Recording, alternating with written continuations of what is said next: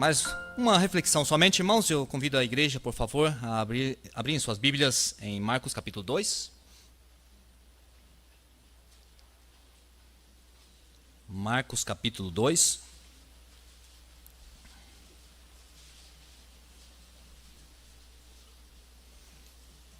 Enquanto os irmãos buscam, vou orar.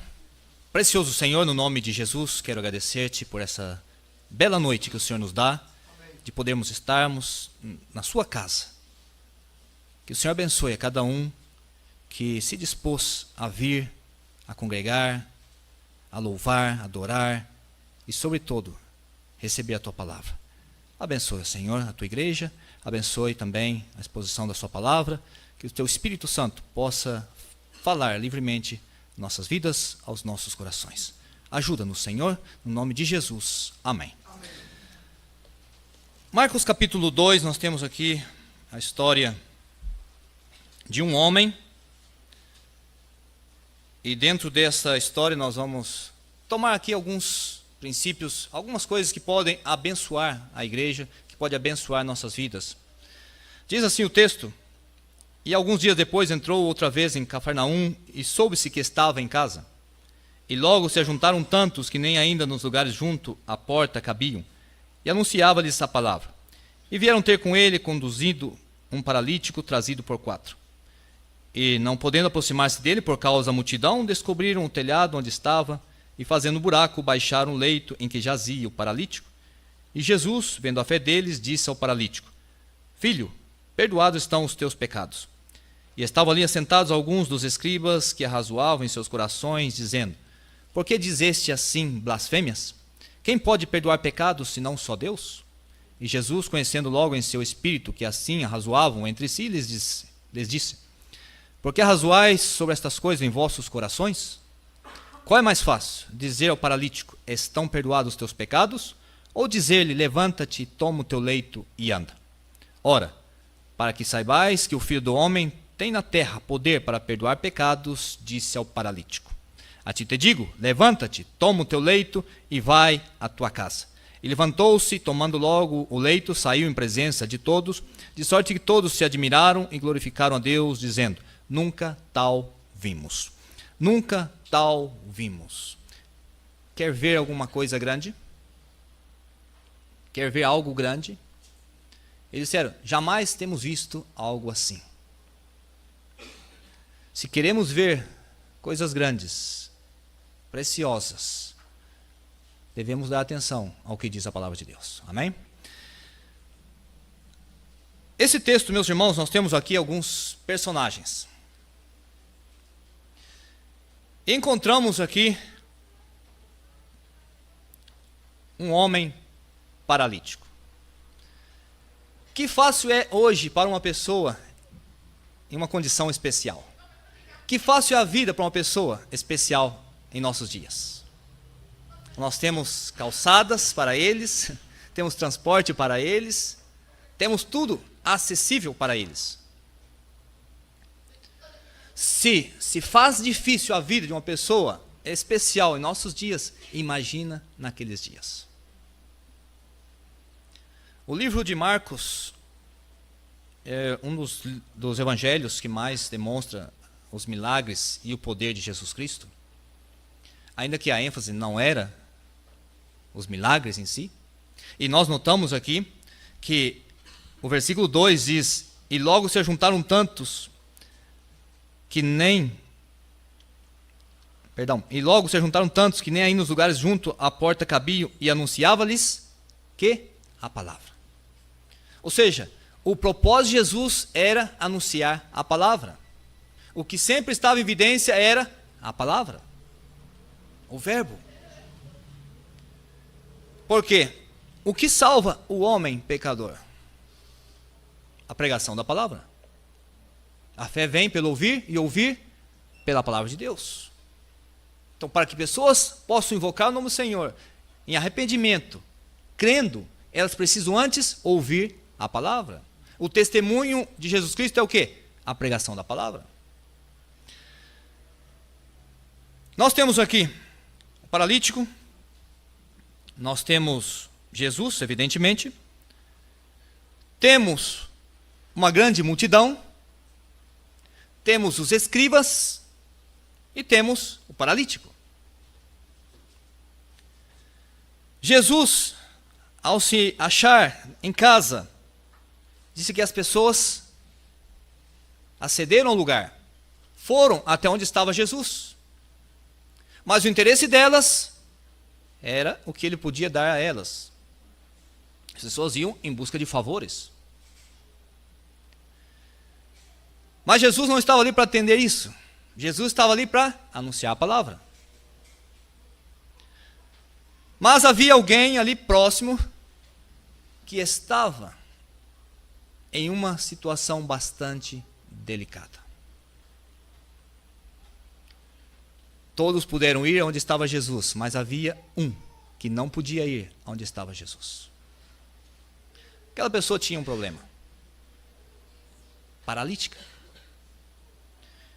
Eu tive uns dias de paralisia em minha vida. Menino, eu sou nascido lá em Minas, no meio do mato mesmo, e travesso. Saí uma tarde para caçar. E tinha um córrego. E eu quis atravessar o córrego.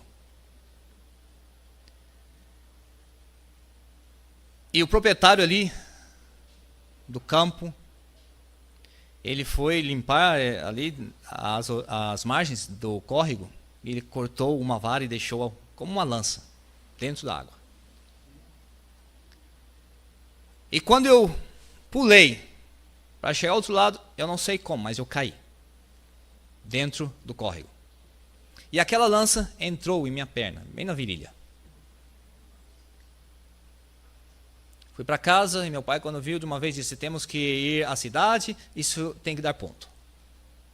Fomos à cidade, chegamos lá, o médico revisou, fez o curativo, levei os pontos, voltando para casa. Pode ir embora. Eu fui para casa, deitei. No dia seguinte, não pude levantar. Perdi o movimento das pernas. Meu pai, preocupado, disse: vamos outra vez para o médico. E começou a dar febre. Ao chegar à cidade,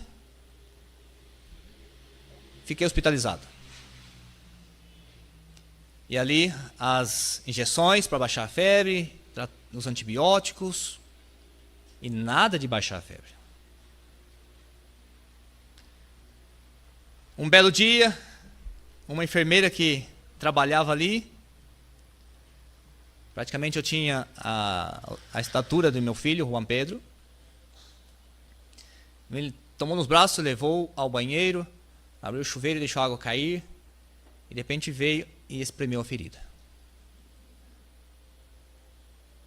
Estava infeccionada. O médico que fez o curativo deixou algo dentro. Um objeto estranho, um corpo estranho. E aquilo causou a infecção e automaticamente perdi os movimentos das pernas. Logo depois daquilo, voltou o movimento das pernas. Eu digo que Deus tinha um propósito, porque já várias vezes passou coisas horríveis na minha vida e me livrou da morte. Mas, irmãos, que difícil é viver desta maneira. E aquele homem estava ali há muitos anos naquela situação, e pelos textos bíblicos nós sabemos a história, as pessoas especiais muitas vezes eram marginalizadas, desprezadas, e tinham que muitas vezes mendigar. Às vezes abandonadas por sua própria família. Aparece aqui algumas pessoas, bons samaritanos, querendo ajudar este homem. Decidem então, os 4, tomar este homem e levá-lo onde está Jesus. Mas havia um obstáculo no caminho. Diz que eles tomaram este homem e quando chega na casa onde está Jesus, não puderam chegar a Jesus. por causa da grande multidão.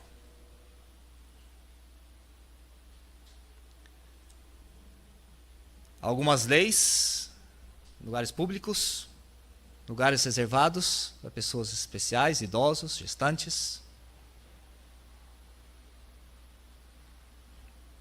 E é questão de cavalheirismo, se entra num veículo público, um ônibus, você, um homem, está sentado e entra uma mulher, você deve levantar-se e ceder o seu lugar. Mas ali não houve isso. Não houve isso. Ninguém estava preocupado com aqueles homens. Irmãos, eu começo a pensar na cena e talvez começou a haver uma luta, uma batalha. O paralítico podia estar argumentando, dizendo: meus amigos, leve-me de volta para casa. Não vale a pena. Deus não me ama. Jesus não me quer. E eu estou sentenciado a morrer desta maneira. Olhem as pessoas, eles não se importam comigo. Tem sido assim toda a minha vida. Aqueles homens também poderiam dizer ao paralítico: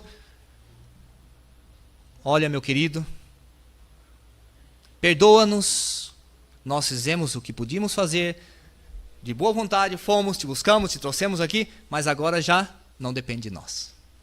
Assim que perdoa-nos, vamos te levar de volta para casa.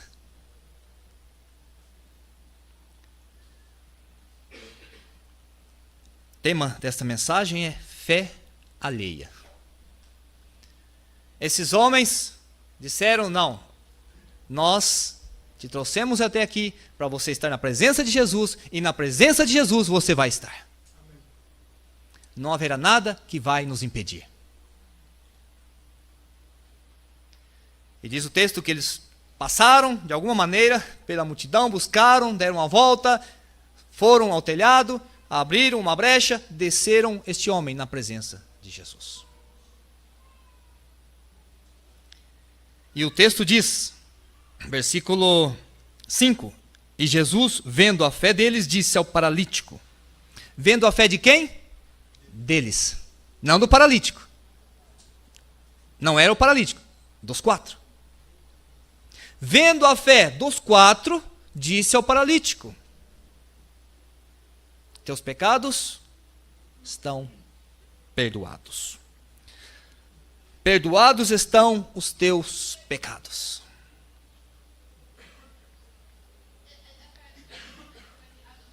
Por que Jesus disse: perdoados estão os teus pecados?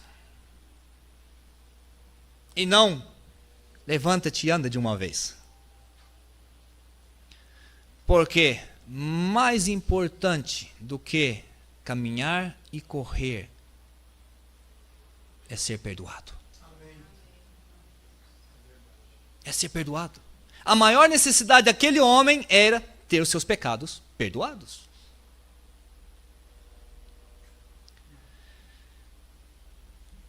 O que nós notamos?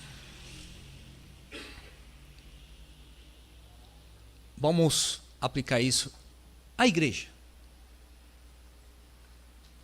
Jesus é a cabeça da igreja. Jesus está no centro da igreja. Amém?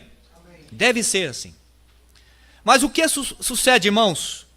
Por que nós talvez não podemos expressar esta frase, nunca tal vimos? Algo grande e maravilhoso.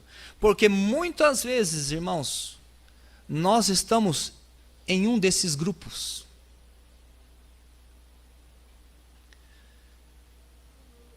Nós achamos aqui, quando Jesus diz: filho, perdoados estão os teus pecados, o versículo seguinte dizia: estava ali sentados alguns dos escribas. Quem eram os escribas? Quem eram os escribas? Leigos? Não, eram conhecedores da palavra. Pelo menos deveriam conhecer a palavra. Esta era a função deles. E nós sabemos que eles andavam de trás de Jesus, para cima e para baixo, para buscar falhas teológicas em Jesus. Estes homens, eles deveriam estar no lugar do quarteto. Cabia a eles essa função de ir e tratar de trazer o paralítico à presença de Jesus, ou a Deus. Meus queridos, eu não sou a favor nem apoio a ignorância. Mas o que sucede muitas vezes? O conhecimento teológico não salva almas. E havia aqui um grupo de teólogos que muitas vezes são aqueles conhecedores da palavra. Mas ao invés de usar o conhecimento para abençoar vidas, eles estão como críticos. Criticando e julgando. Mas a Bíblia não diz isso. Mas isso no grego não é assim.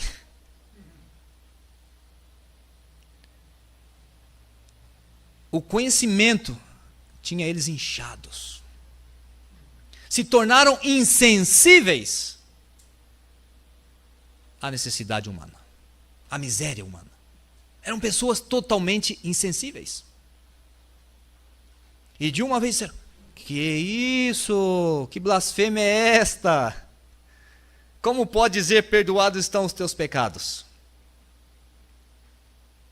E Jesus, como não era somente blá blá blá, diz a eles: o que é mais fácil? O que é mais fácil? Você e eu sabemos que é fácil dizer perdoados estão os teus pecados. Sabemos que é uma blasfêmia, mas é fácil, muito mais fácil dizer a alguém: olha, os teus pecados são perdoados, do que dizer levanta-te e anda. Muito mais fácil, porque são somente palavras.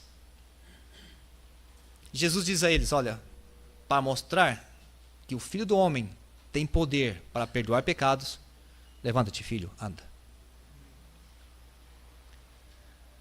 Mas como, irmãos? Pela palavra. Pela palavra.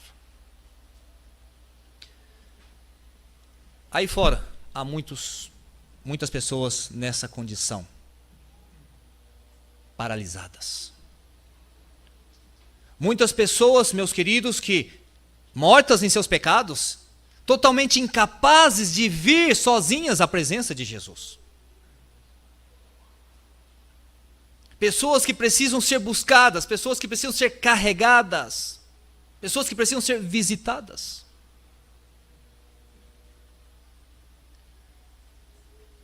Às vezes nós usamos o argumento que, não, as pessoas estão muito duras, não têm fé. O que levou esta grande obra aqui não foi a fé do paralítico, senão daqueles homens que não estavam sentados perto de Jesus, porque os escribas estavam bem próximos de Jesus.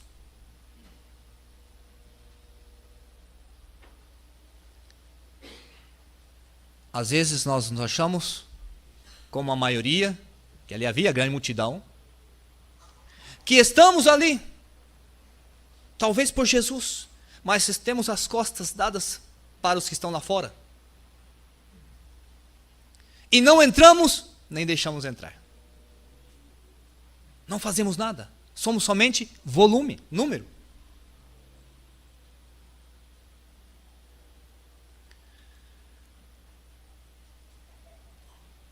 Filho, levanta-te e anda. Toma o teu leito e anda. Versículo 10, ora, para que saibais que o Filho do Homem tem na terra poder para perdoar pecados, disse ao paralítico: a ti te digo, levanta-te, toma o teu leito e vai para a tua casa. Irmãos, quando alguém chega na presença de Jesus, pela palavra do Senhor, aquela pessoa caída, ela levanta. Porque isso faz o Senhor. O Senhor não derruba a pessoa, o Senhor levanta, porque caídos já estão. O Senhor não escraviza, liberta a pessoa. Pessoas incapazes de vir à presença de Deus. Deus quer fazer algo grande com a sua igreja. Deus quer usar a sua vida, Deus quer usar a minha vida. Mas essa história, meus irmãos, muitas vezes demonstra o quadro, muitas vezes, do povo de Deus. Temos Jesus no centro, certamente, nada errado, é o correto. Temos os teólogos, que estão inchando-se e convertendo-se em pessoas insensíveis, duras. E temos a grande multidão. Mas o que nós mais precisamos são pessoas como aqueles 4. Pessoas como aqueles 4. Pessoas que estão dispostas a dar o seu tempo, dar dos seus bens, seus esforços, seu sacrifício, movido pela fé. E esta é a fé que fala Tiago. Porque de nada serve nós dizermos às pessoas: Jesus te ama, Jesus quer te salvar. As pessoas estão duras. Estão duras, todos são duros. Mas que eu esteja disposto, Senhor, no que dependa de mim. E não há obstáculo, porque aqueles homens olharam: nós não temos apoio. Pessoas podem ser uma bênção, como pode ser um estorvo. E a maior barreira que nós temos, meus queridos, são pessoas. O maior problema que ele tinha ali não era a deficiência. O maior problema que ele tinha ali não era o transporte. O maior problema que ele tinha no seu caminho chamava-se pessoas. Mas havia pessoas que tinham fé. E movido pela fé daquelas pessoas, aquele homem foi salvo pelo Senhor Jesus Cristo. Claro, entendamos que aquela pessoa também precisa ter fé. Mas antes dela ter fé, outro com fé foi a ela. E alguns não vai sair daqui pensando: o pastor disse que se eu tenho fé, meu tio pode ser salvo. Não, não estou dizendo isso. Mas nós precisamos, nós que estamos vivos, nós que estamos saudáveis pela palavra de Deus, nós que um dia estávamos também naquela condição, espiritualmente paralisado, mas que alguém me trouxe à presença de Jesus, e eu voltei para minha casa caminhando, cantando, louvando ao Senhor, mas que agora eu decido não parar-me à porta e tornar-me insensível, como a maioria das pessoas, ou enriquecendo-me com a teologia e perdendo a sensibilidade ao Espírito Santo. Quantas pessoas aí fora nessas condições se encontram hoje? Aí há muitos espiritualmente paralisados, espiritualmente incapazes de caminhar e vir sozinho à presença de Jesus. Nós precisamos hoje, pessoas, se queremos ver algo, podemos dizer, jamais vimos algo assim. Precisamos hoje que se levante. Não 4, aqui tem muito mais que 4. Mas pessoas que estejam dispostas a dizer: Senhor, é verdade, tem muitos aí. Não depende deles, de mim. Que eu esteja disposto a dar do meu tempo, dar dos meus esforços, dar dos meus bens, talvez sacrificar, superar obstáculo, dificuldade, talvez sozinho. Porque talvez eu não vou ter apoio da maioria. E algum grupo pequeno, somente críticas. Mas, Senhor, eu quero ser daqueles 4. Eu quero ver Deus abençoando vidas. Por quê? Porque eu creio. Porque eu creio. Vamos fechar nossos olhos, seus olhos fechados.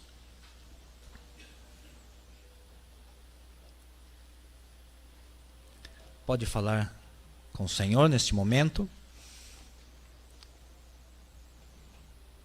Havia 4 grupos: os escribas, a multidão, os 4 homens de fé, solidários, entregados, e havia o paralítico.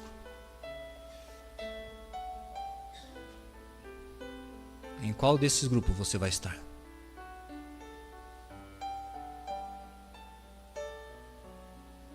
Senhor, eu tenho tempo conhecendo a sua palavra,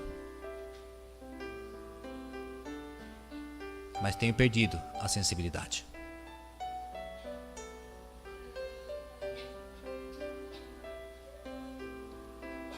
Ajuda-me, Senhor.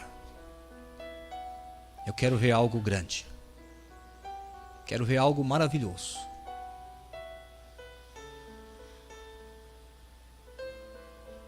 Quantos estão dispostos? Senhor, eu me somo ao quarteto. E com sua ajuda, Senhor, eu disponho do meu tempo, dos meus esforços, dos meus bens, e se tenho que sacrificar e superar dificuldades, e ainda estando sozinho, sem apoio da maioria, ainda sendo criticado,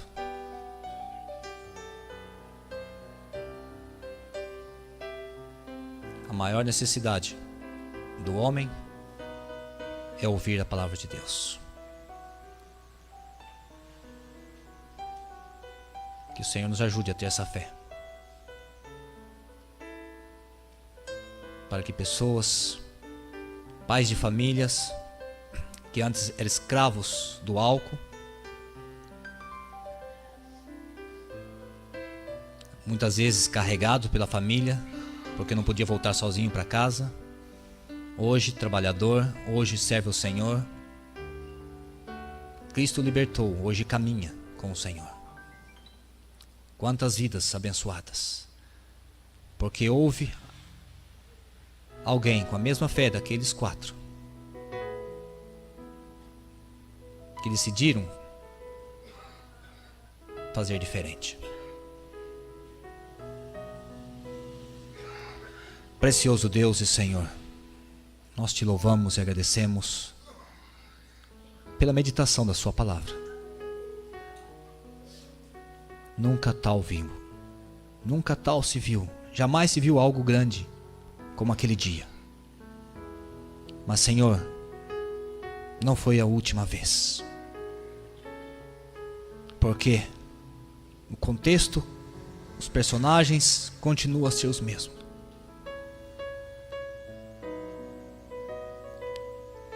Muitas vezes teólogos estão nos seminários, mas insensíveis. Sensíveis à necessidade alheia. Às vezes as igrejas estão cheias, mas a mesma multidão tem sido um estorvo, tem sido um obstáculo para que outro possa vir à tua presença. Guarda-nos, Senhor, guarda-nos de cometer esse pecado.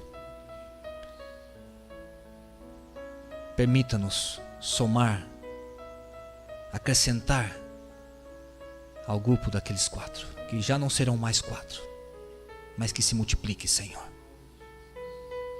para que mais vidas possam ser trazidas à sua presença. Pessoas escravas, pessoas atadas, limitadas, possam ser livres, possam voltar louvando, caminhando, cantando ao Senhor nosso Deus, porque seus pecados foram perdoados. Obrigado, Senhor, por essa preciosa noite, por esta bela igreja, no nome de Jesus, amém. Meus irmãos, Deus continue abençoando. Desculpa, irmãos, um momentinho rapidinho, deixa eu apresentar minha família, só depois minha esposa me torce a orelha. A dona Rita, por favor, fica de pé, mami, por favor. Ok, a Júlia, o Juan Pedro, e nós temos mais uma filha, meus irmãos. Nossa filha maior, ela já está casada, casou com um venezuelano, e veio, passou uns dias e já tiveram que retornar, continua na Venezuela e ajudando também em nossa igreja. Deus abençoe, obrigado, pastor, obrigado, igreja. Glória ao Senhor, glória ao Senhor, glória ao Senhor.